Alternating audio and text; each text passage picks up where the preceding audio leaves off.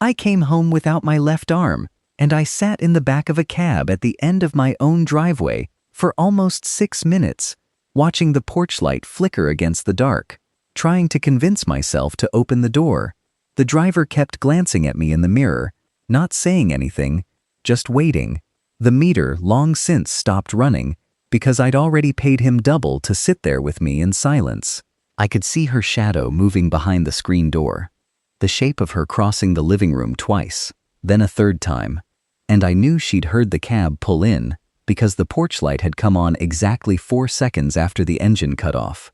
And that was so completely her, so exactly the woman I'd fallen in love with 2 years earlier, that it almost undid me right there before I'd even touched the door handle. My sleeve was pinned up at the shoulder, folded and clipped the way the physical therapist had shown me, because I hadn't been fitted for the prosthetic yet, and some childish, terrified part of me had refused to wear the temporary one home.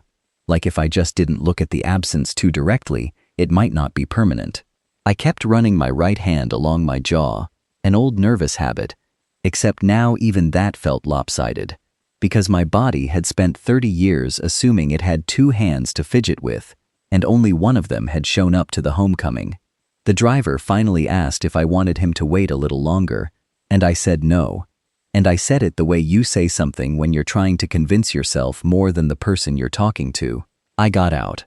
I stood at the bottom of the steps with my duffel bag hanging off my right shoulder, the strap cutting into muscle that used to share the weight, and I looked up at that porch, the one with the swing we'd hung ourselves the summer before I shipped out, the one where I'd promised her things I had no way of knowing whether I could keep. And I thought, this is it. This is the moment she finally sees what I've become. The screen door opened. Nora came out in bare feet, in one of my old t-shirts, her hair pulled back the way it always was when she'd been pacing for hours pretending not to wait for headlights. She didn't run. I want you to understand that, because I'd imagined 100 different versions of this moment in that hospital bed in Germany, and in every single one of them, she either ran to me, and I braced for her to flinch when she got close enough to really see, or she stood frozen at the door, taking it in, deciding. What she actually did was walk. Slow, deliberate, like she'd rehearsed it. Like every step down those porch stairs was something she was choosing on purpose, instead of something her body was doing for her. She crossed the yard. She stopped right in front of me, close enough that I could smell the lavender detergent she always used. And for one terrible second, neither of us said anything, the cicadas going off in the dark, like they didn't know what was happening 6 feet away from them. Then Nora knelt down. Not because she needed to look up at me. I'm 6'1", and she's 5'5". Kneeling didn't make sense by any normal logic, but she knelt anyway, right there in the grass in her bare feet, and she took my right hand in both of hers, and she looked up at me with her eyes already wet, and she whispered, "I fell in love with you, not your arm." I didn't say anything back. I couldn't, but to understand why that one sentence cracked something open in my chest that I'd spent 11 months bracing shut, you have to go back further than that porch, back before the blast, before Landstuhl, before any of it, back to a diner on a Tuesday night 2 years earlier, when I was 26 years old, and still had both hands, and absolutely no idea what was coming.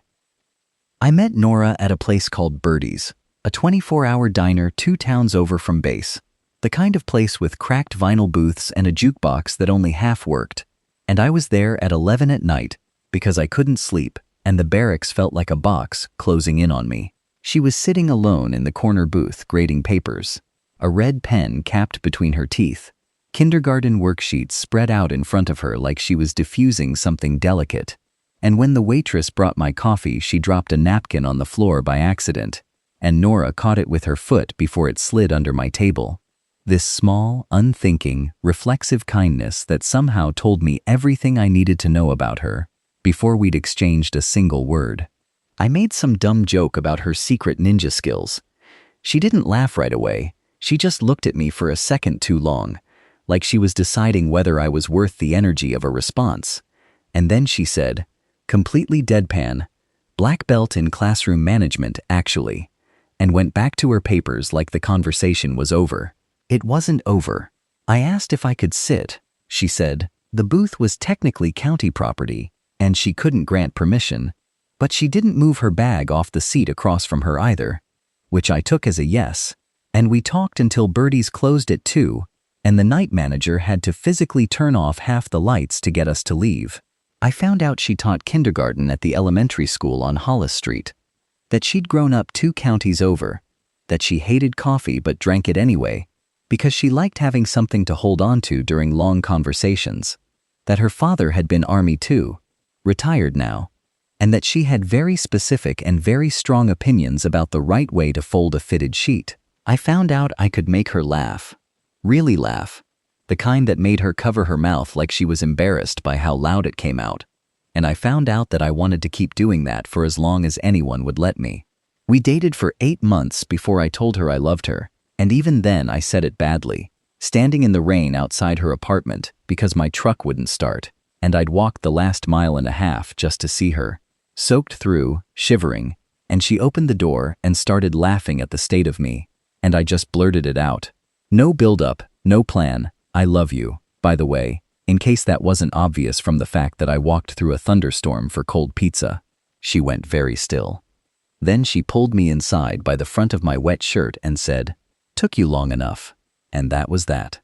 I should tell you about the day she met my mother too, because it tells you almost everything about who Nora is. My mother has never been an easy woman to impress. She raised me alone after my father left when I was 9, and she developed this habit over the years of testing the people I brought home, small, quiet tests nobody else would even notice were happening. She invited Nora to Sunday dinner about 2 months into us dating, and halfway through the meal, my mother, completely deadpan, asked Nora what she'd do if I ever came home from deployment different. Not physically, just different, harder, quieter, changed in the ways combat changes people. I remember freezing at the table, furious at my mother for asking something so loaded on only the second time they'd ever met. But Nora didn't even blink. She set her fork down, looked my mother dead in the eye, and said, "I'd learn the new version of him the same way I'm learning this version. People aren't fixed points, Mrs. Hargrove. They're directions. I'm not in this for a snapshot." My mother didn't say anything for a long moment, and then she got up, walked into the kitchen, and came back with a second helping of pie for Nora before anyone had even asked, which in my family is the closest thing to a blessing that exists. I didn't understand the full weight of that conversation until years later, sitting in a hospital bed in Germany, replaying it in my head like a lifeline I hadn't known I was holding on to. We hung the porch swing at her parents' old place that summer, the house she'd bought from them when they downsized, sanded the wood ourselves on a Saturday afternoon, with the radio playing something neither of us remembers now, and that swing became our place, the spot where we had every important conversation that summer, where I told her about wanting to make this permanent someday, where she told me about her mother's illness when she was a kid and how it had taught her that some things you just don't get advance warning for. 3 weeks before I deployed, we sat on that swing until almost 4 in the morning, and I gave her my spare set of dog tags. Not a ring. I wasn't ready for that yet, and we both knew it. But something that meant, I'm coming back for this. And she wore them under her shirt every single day I was gone. I found that out later. Every single day for 11 months, until the day everything changed. The deployment itself was mostly the kind of boredom punctuated by adrenaline that nobody back home ever really understands. Long stretches of heat and dust and waiting, broken up by moments that made the waiting worth it just to survive them.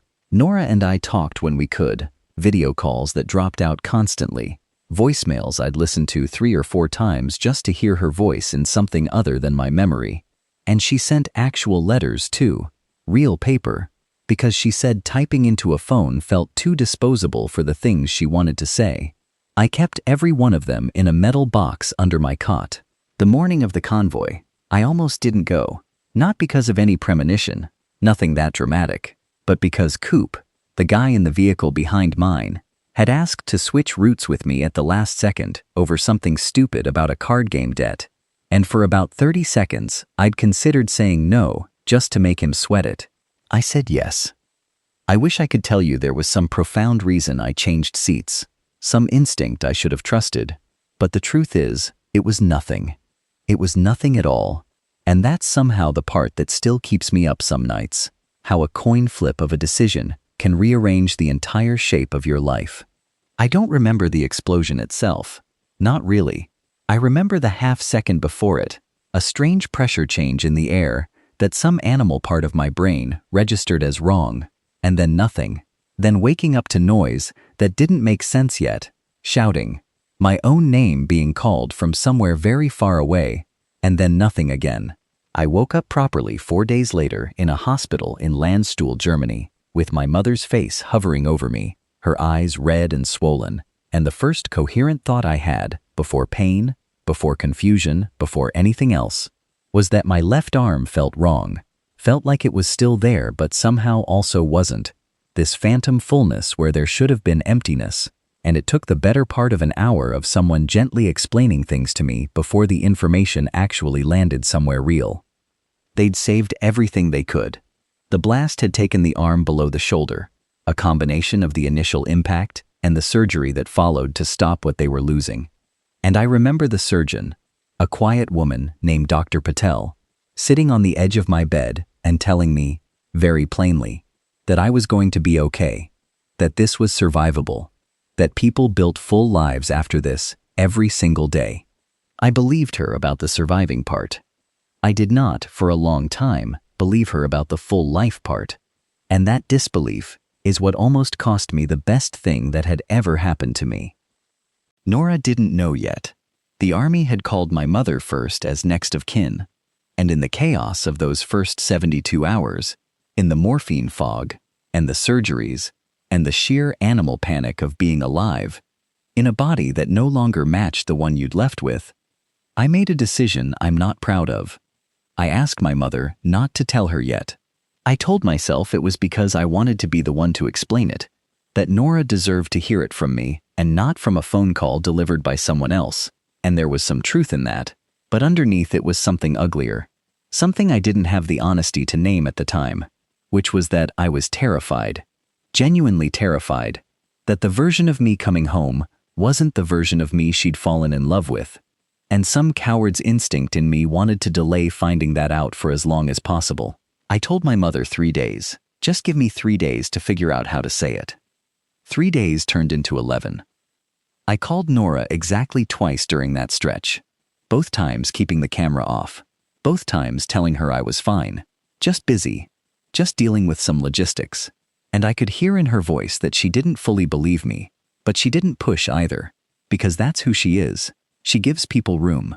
On the 11th day, Coop, who'd ended up 2 beds down from me in the same ward with a leg injury that would heal clean in a few months, the same Coop whose seat I'd taken, wheeled himself over in the middle of the night when neither of us could sleep, and said something I still think about. He said, "You know, the longer you wait to tell her, the less it's about protecting her, and the more it's about protecting yourself." I told him to mind his own business.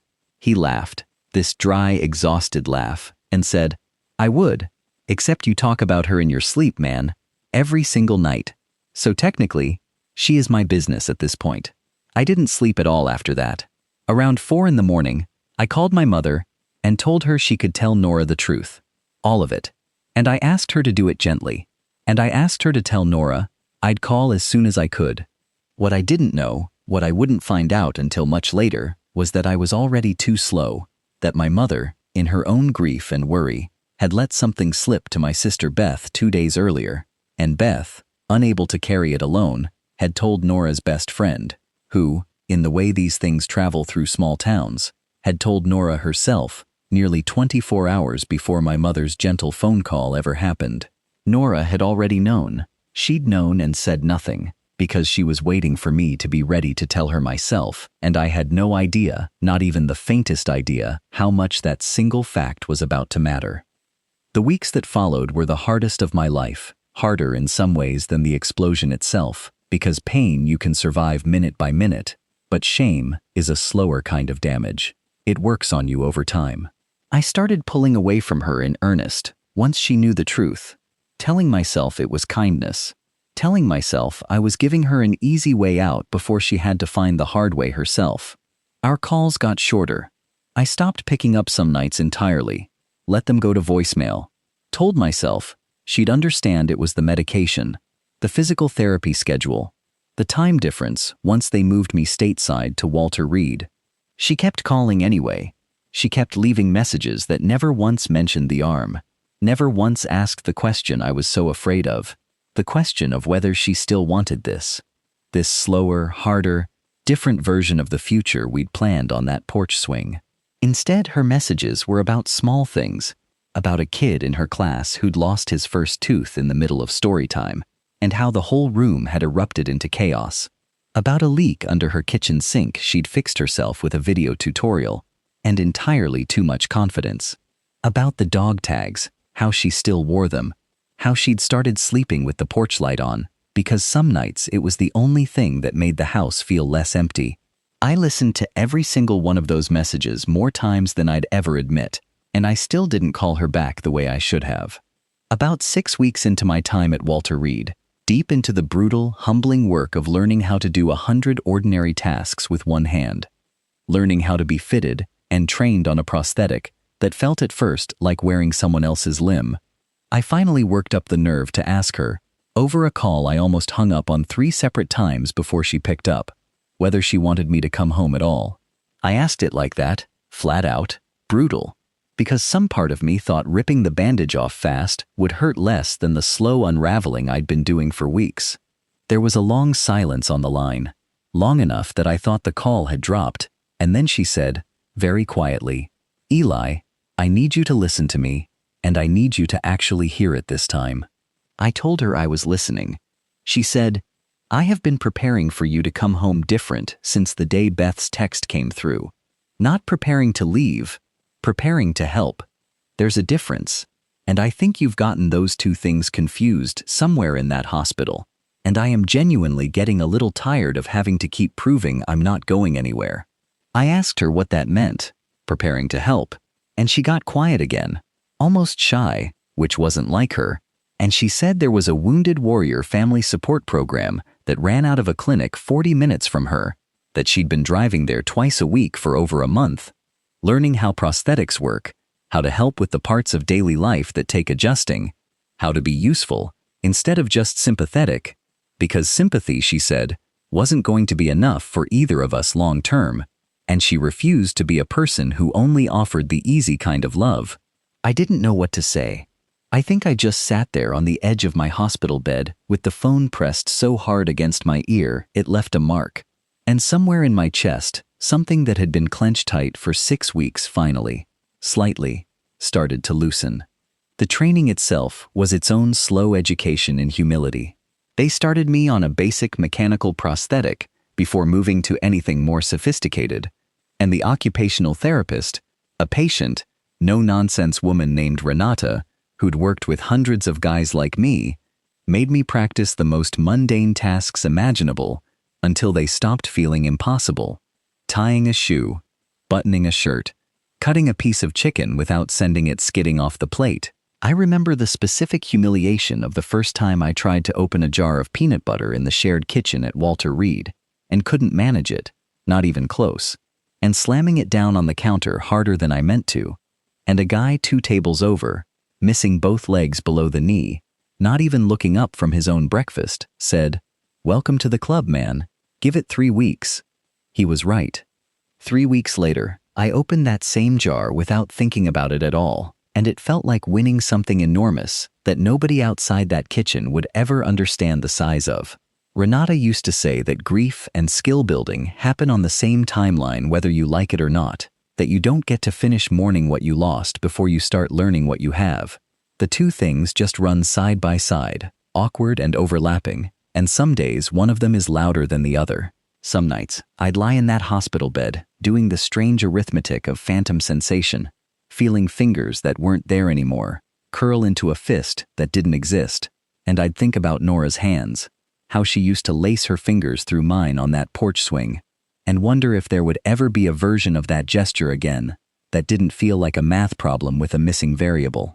Even knowing what Nora had told me on that call, even hearing her say it in her own voice, the fear didn't fully let go of me, not yet, because fear like that doesn't operate on logic. It operates on its own stubborn timeline. I had 2 more months of recovery and training ahead of me before they'd clear me to travel home for good. And during that stretch, I had what I can only describe as a slow, uneven climb back toward believing her. 2 steps forward most days, 1 step back on the bad ones. The days when the prosthetic chafed and the phantom pain flared, and I caught my own reflection in a window and didn't recognize the silhouette looking back at me. Coop became something like a mentor during those months, which still makes me laugh, considering he was the reason I'd switched seats in that convoy in the first place. But he'd been through his own version of this with his leg, and one night, maybe a week before my discharge papers came through, he said something that I still carry with me. He said, "Everybody who loves you is going to ask you the same question eventually, whether they say it out loud or not. The question isn't whether you're whole, it's whether you're going to let them love the parts of you that are actually there, instead of grieving out loud over the part that isn't, every single day for the rest of your life."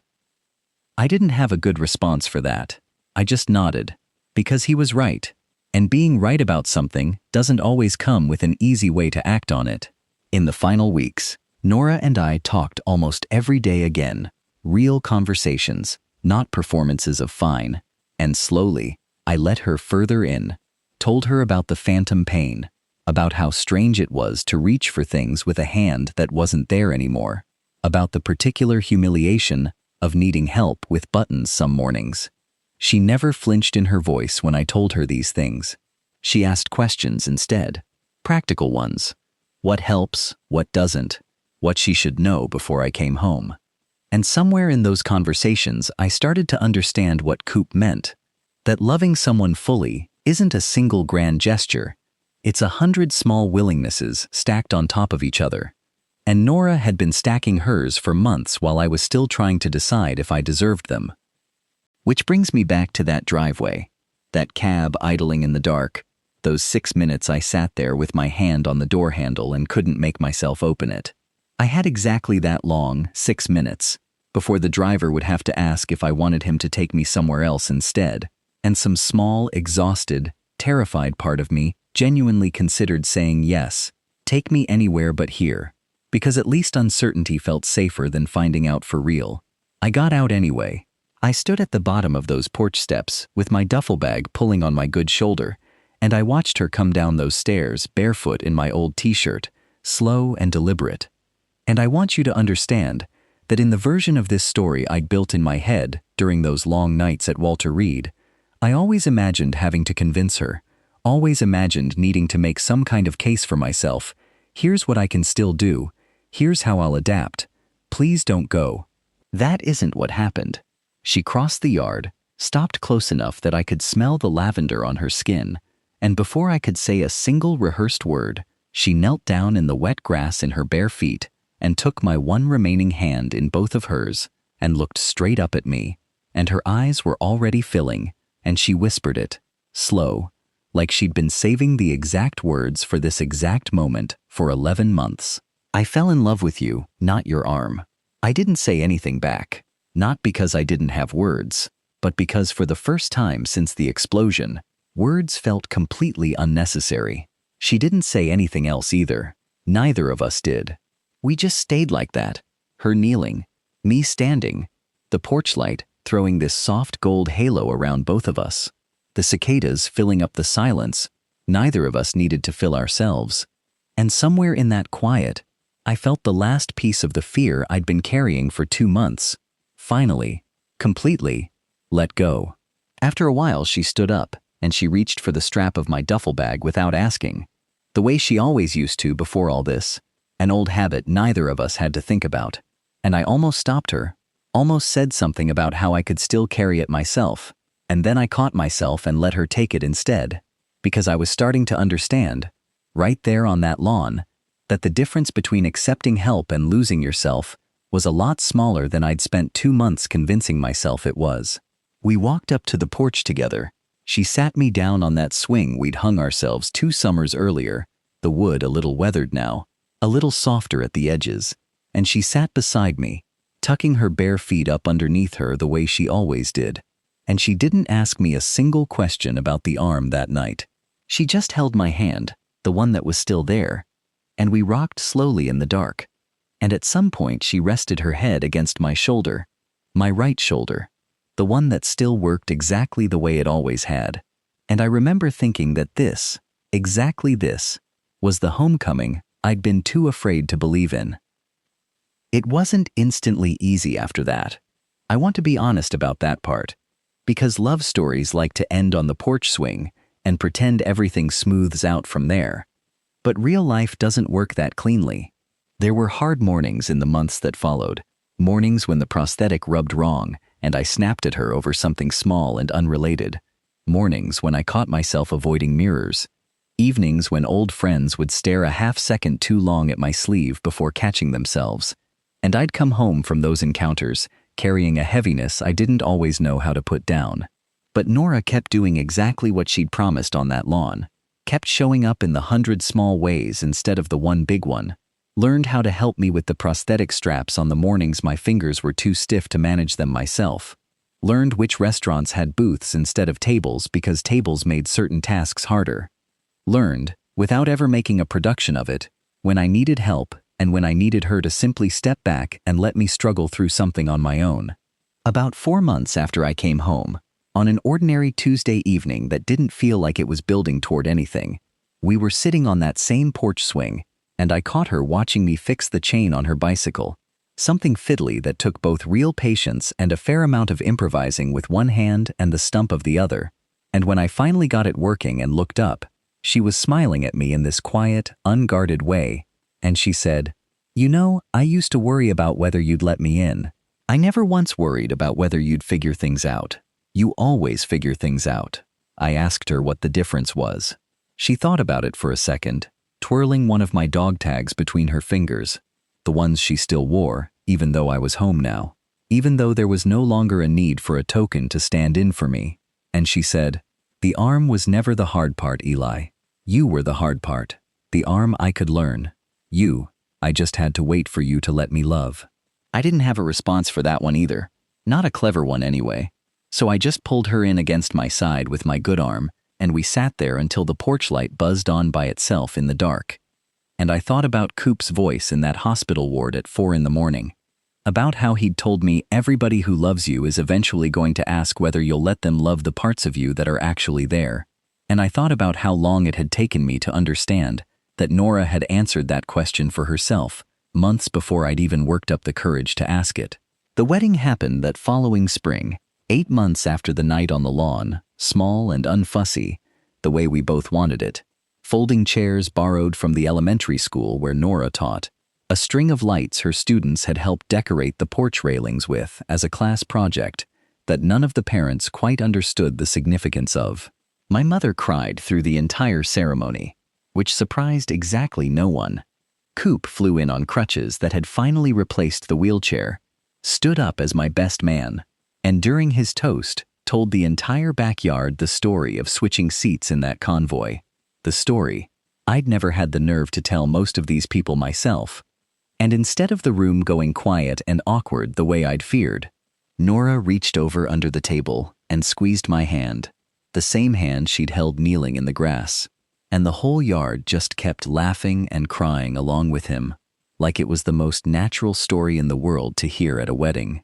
Because by then, it was simply part of who we were, not a wound we were protecting anymore, but a chapter we'd actually survived together. We said our vows on that same porch, barefoot in the grass again, this time on purpose, this time with an audience instead of just the cicadas. And when it came time for her vows, Nora didn't read from the paper she'd brought. She just looked at me and said the same 6 words she'd whispered the night I came home, slower this time, steadier, like she was laying a foundation instead of offering comfort. These days, I don't pin my sleeve up anymore. I don't hide the prosthetic under long jackets even in the dead of summer.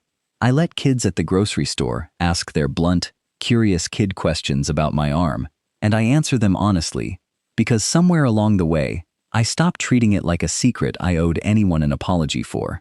Nora still teaches kindergarten on Hollis Street, still hates coffee and drinks it anyway, still fixes things around the house with more confidence than expertise, and most evenings, when the weather lets us, we end up back on that same porch swing, the wood a little more worn now, the chain that holds it up the same one we hung with our own 4 hands. Well, 6 hands originally, 2 of mine, and 4 of hers if you count the ones that came before this whole story even started. If you've ever loved someone so much that you tried to push them away to spare them the harder version of yourself, you already know exactly what I'm talking about. And if you've ever been the one who refused to leave when someone tried, you already know exactly why I married her 8 months after that night on the lawn, in a small backyard ceremony with that same porch as the backdrop, both of us barefoot in the grass again, this time on purpose. She still says it sometimes, late at night, half asleep, her head on my chest. No real reason for it, just a quiet habit now instead of a declaration. The same 6 words that knelt down in wet grass and changed the entire shape of my fear into something I could finally put down. I fell in love with you, not your arm. I used to think that sentence was about the night she said it. I understand now it was never really about one night at all. It was about every single ordinary day after it. The ones nobody films, the ones nobody puts in a story, the slow, unremarkable, devoted accumulation of a woman choosing the same thing over and over, quietly, without an audience, until one day you look up and realize the choosing never stopped. And somewhere in all that quiet, ordinary choosing, that's where the real homecoming actually was.